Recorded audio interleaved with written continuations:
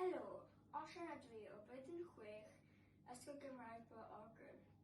Heddiw fi'n mynd i dangos stepiau glocsio Cymraeg traddodiadol. Dyma step sydd yn galluogi chi i symud o un fan i'r llall yn hawdd. Rydych chi'n defnyddio sawd eich troed a flaen eich troed i creu symudiad i mynd ymlaen fel hyn.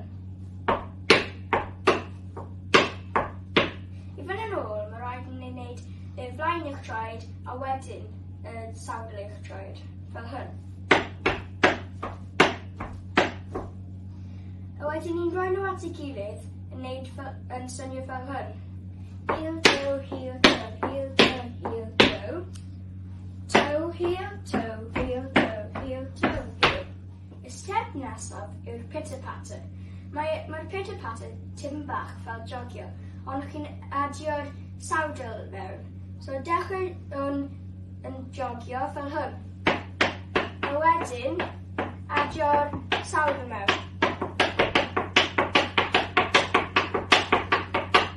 Ydych chi'n gallu creu lot o batrymau gwahanol hefo'r pitter-patter, fel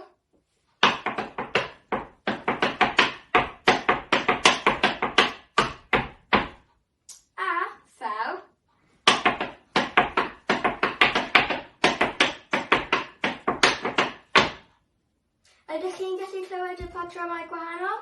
Dyma'r step Llandaf.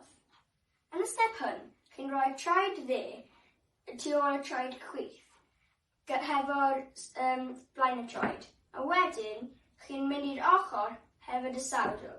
Wedyn, chi'n mynd o blaen y troed chwith, hefyd y blaen y troed, a wedyn chi'n mynd nôl mas hefyd y sawdl. A wedyn, chi'n gwneud yr un peth gyda'r troed. Chi'n angen wneud hyn hefyd bach o bws, fel hyn.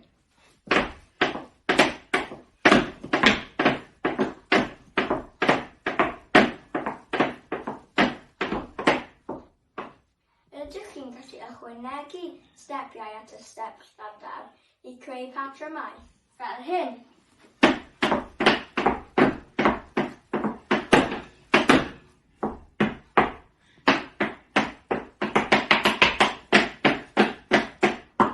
Dwi'n gobeithio bod chi wedi mwynhau ac yn gallu gwylio hyn drosodd y drosodd i ymarfer. Hwyl, dydd Gwyliwch hapus!